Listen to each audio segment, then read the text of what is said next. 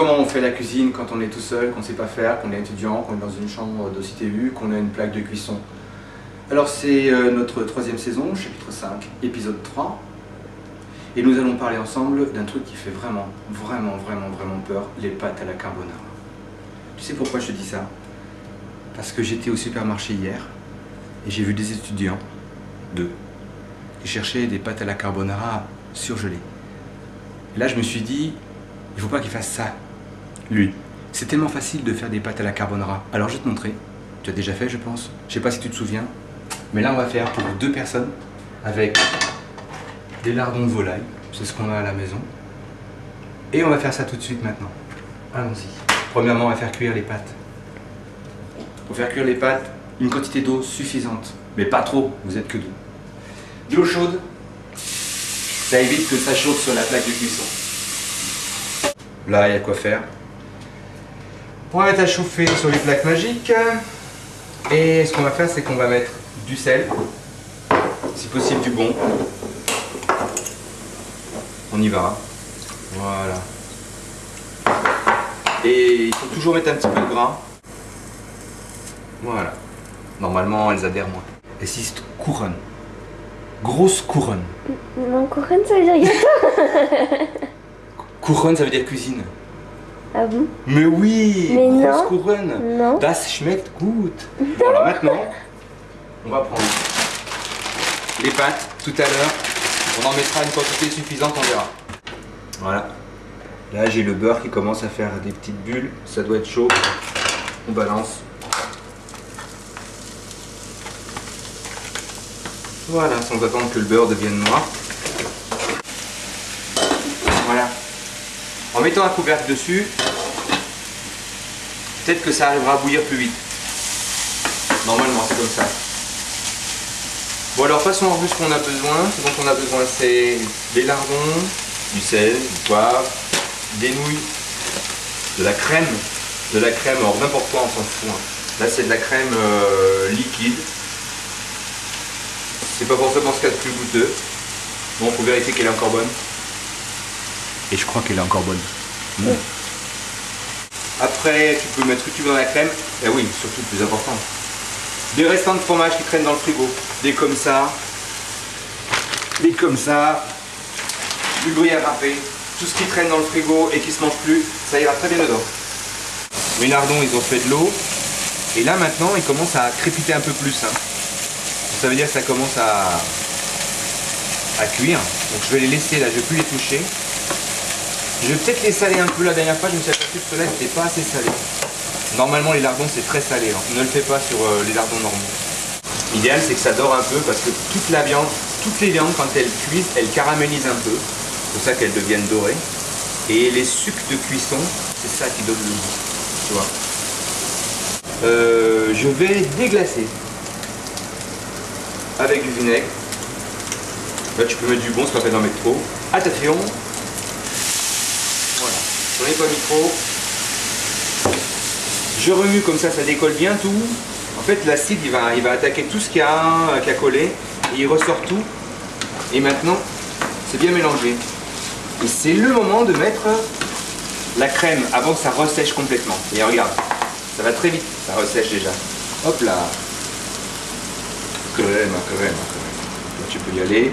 Alors il y a 2 solutions, soit tu mets tout, mais moi j'aime bien faire en 2 fois. Là je mets la crème, je la laisse colorer celle-ci, tu vois, sans rien faire de plus. Je continue de remuer et je vais la laisser colorer tranquillement. Oh là là, ça fait du bruit. On est bon pour mettre les pâtes.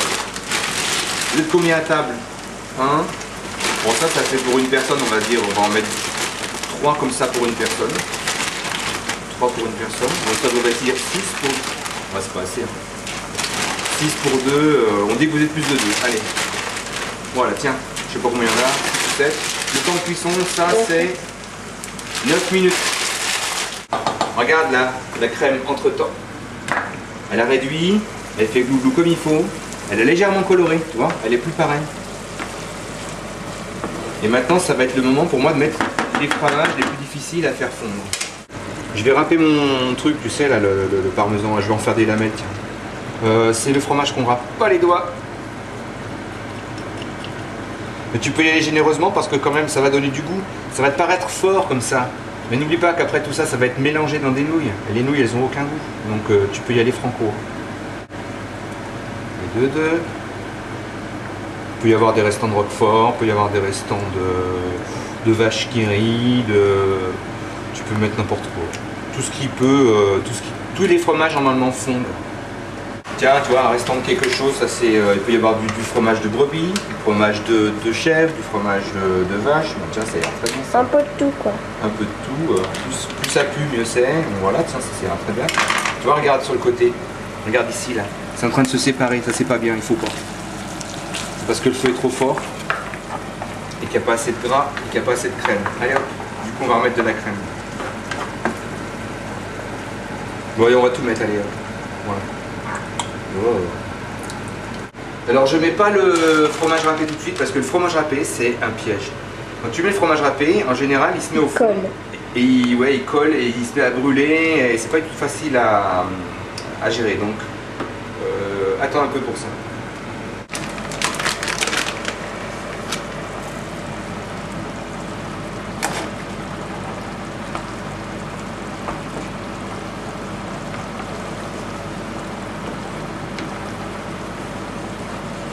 Je suis sûr que ça va manquer de sel aussi. Alors il faut faire très attention dès que tu commences à mettre le râpé parce que ça attache, méchant. Donc on va goûter là, juste pour savoir comment c'est. C'est bon, c'est salé déjà. Ouais, c'est assez salé je pense.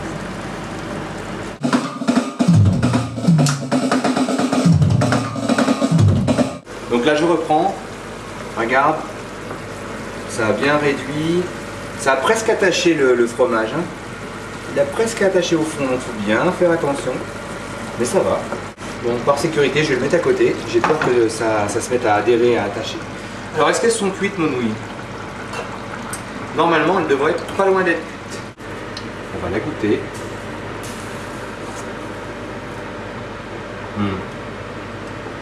C'est bon, c'est cuit. Yep. On y va. Bon, je vais te dire, on n'a pas fait beaucoup de nouilles. Et on a fait trop de sauce. Donc la sauce, à la limite, on va en mettre un peu de côté. Ce sera bon pour une deuxième fois. Donc voilà mes nouilles. Ce que je vais faire, c'est que je vais les remettre dans la casserole. Voilà, parce que dedans, je vais mettre la sauce maintenant. Regarde. J'éteins. C'est plus la peine que ça chauffe maintenant. Regarde ma sauce qu'elle a fait. Quand j'ai laissé en dehors du feu. Elle est bien chaude encore. Et bien ma sauce, elle a bien coloré. Elle s'est limite séparée au niveau du gras, donc il fallait pas attendre plus. Mais je vais pas la mettre toute. Parce que je pense qu'on peut presque en mettre la moitié vu ce qu'on a. Donc on va faire comme ça. Et de 1 et de 2. Voilà. On va faire ça, ça suffira. Maintenant, un jaune d'œuf pour faire la classe. Alors, on casse un œuf.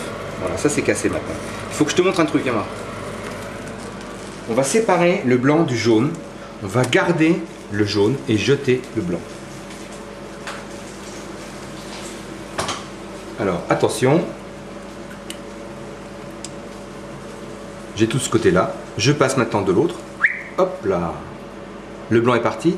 Je recommence. Hop là. Et je garde le jaune. Et maintenant le jaune, je le balance dans ma sauce. Et voilà. Il faut que je fasse vite maintenant parce que sinon... L'œuf va cuire. Je vais avoir des petits problèmes. Ça va cuire, ouais. Donc je mélange tout. Le jaune. Le gras. C'est 1000 fois meilleur que des pâtes à la carbonara qui auraient été achetées au supermarché. Voilà.